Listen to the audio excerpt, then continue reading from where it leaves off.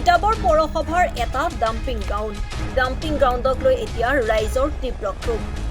এইটো হ'ল তিতাবৰ বৰেৰাৰ জনবসতিপূৰ্ণ ঠাইত পৌৰসভাই নিৰ্মাণ কৰা এটা ডাম্পিং গ্ৰাউণ্ড।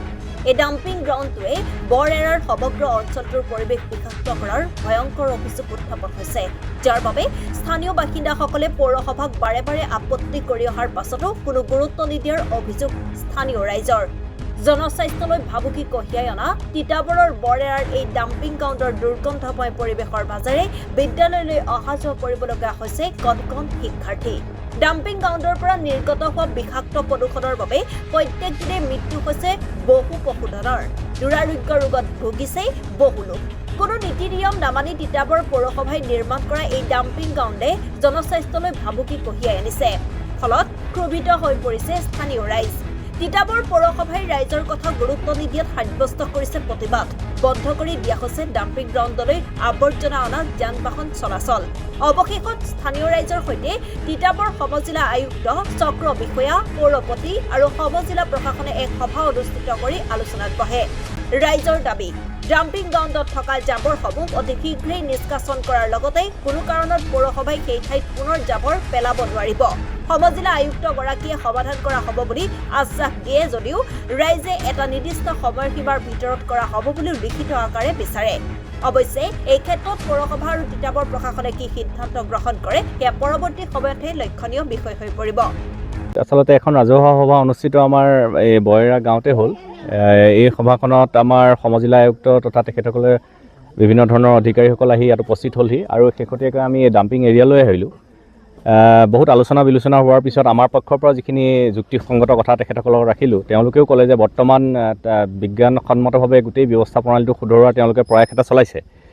এতিয়া ৰাইজো যথেষ্ট বিতুষ্ট হৈ আছে, যথেষ্ট অসন্তুষ্ট হৈ আছে, কাৰণ যিটো কৰ্দৰ্যময় পৰিৱেশ, বিশেষকৈ এতিয়া খৰালি দিনত অসুবিধা নহয়, বাৰিষাৰ দিনত যিটো ল'ৰা ছোৱালী স্কুললৈ অহা যোৱা কৰাৰ পৰা আৰম্ভ কৰি মাখিৰ যিটো প্ৰকোপ উপদ্ৰৱ, সেই আৰু বিশেষকৈ আমাৰ জীৱ জন্তু যেনেকৈ আমাৰ মৃত্যু হৈছে, মৰিছে, সেইটোৰ ওপৰত লক্ষ্যকাৰী গোটেই বিষয়বস্তুবিলাক তেওঁলোকক অৱগত কৰিলোঁ।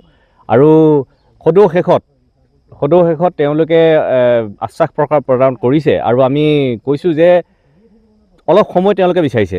আৰু আমি এটা কথাত আমি খুব স্পষ্ট কৰি ৰাখিলোঁ যে লিখিতভাৱে আমি সমজিলা আয়ুক্তৰ পৰা সেই সময়সীমাটো উল্লেখ কৰি আমাক প্ৰদান কৰিবলৈ ক'লোঁ, যাতে ৰাইজো আশ্বস্ত হওক আৰু অনাগত দিনত যাতে সেই কাগজখনক মানে মান্যতা প্ৰদান কৰি তেওঁলোকে সেই কামটো সিমান সময়সীমাৰ ভিতৰত যাতে সম্পূৰ্ণ কৰি তোলক।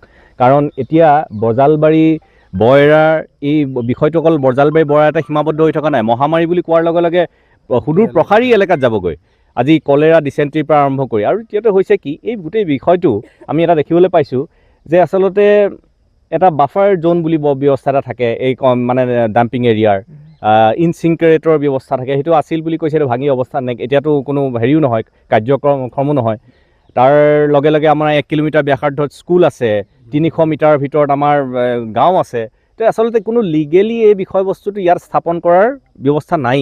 আজি তেওঁলোকে কোৱাৰ মতে মুখেৰে কৈছে তেওঁলোকে কি ব্যৱস্থা লয় তেওঁলোকৰ ওপৰত কথা, কিন্তু তেওঁলোকৰ পৰা আমি আজি বা পাছবেলা একেবাৰে গধূলি সময়ত বা ৰাতিপুৱা সময়ত এখন লিখিতভাৱে তেওঁলোকৰ সমজিলা আয়ুক্তৰ পৰা আমি এখন চিঠি বিচাৰিছোঁ, যিখন চিঠিৰ দ্বাৰা তেওঁলোকে যাতে সময়সীমাৰ ভিতৰত সেই ব্যৱস্থাটো সম্পূৰ্ণ কৰে।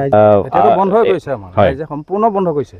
ভৱিষ্যতে নকৰিলে যথেষ্ট ব্যৱস্থা আছে, হয় আমাৰ গণতান্ত্ৰিকভাৱেও আমি কিছু ব্যৱস্থা হাতত গ্ৰহণ কৰিম, আমি আইনী প্ৰক্ৰিয়ালৈও আমি যাব পাৰিম, যোৱাৰ ব্যৱস্থা কৰিম। তো সেইটো কাৰণে আমি বিচাৰিছোঁ এটা সমাধান। আচলতে আমি কোনো হুলস্থুল বা এনেকুৱা ধৰণৰ আমি কৰিব বিচৰা নাই, আন্দোলন কৰিব বিচৰা নাই, এইটো এটা বিষয় লৈ পেলাই। কাৰণ এটাই আমি যেতিয়ালৈকে এটা পৰিৱেশ, সুস্থিৰ পৰিৱেশ এটা নাথাকিব, আমি এটা সাংস্কৃতিবান পৰিৱেশ আমি গঢ়ি তুলিব নোৱাৰিম। ওচৰত ঘৰৰ ল'ৰা ছোৱালীখিনি কেনেকৈ স্কুললৈ অহা যোৱা কৰে, সেইটো যদি কোনোবাই যদি দেখে নিজৰ চকু পানী ওলাব। এম্বুলেঞ্চত মানুহ ইয়াৰ পৰা নিব পৰা নাই, হাতত লৈ তেওঁলোকে এম্বুলেঞ্চত দিবলগীয়া হৈছে এই প্ৰায় 500-700 মিটাৰ এটা ৰাস্তাৰ অতিক্ৰম কৰি পেলাই।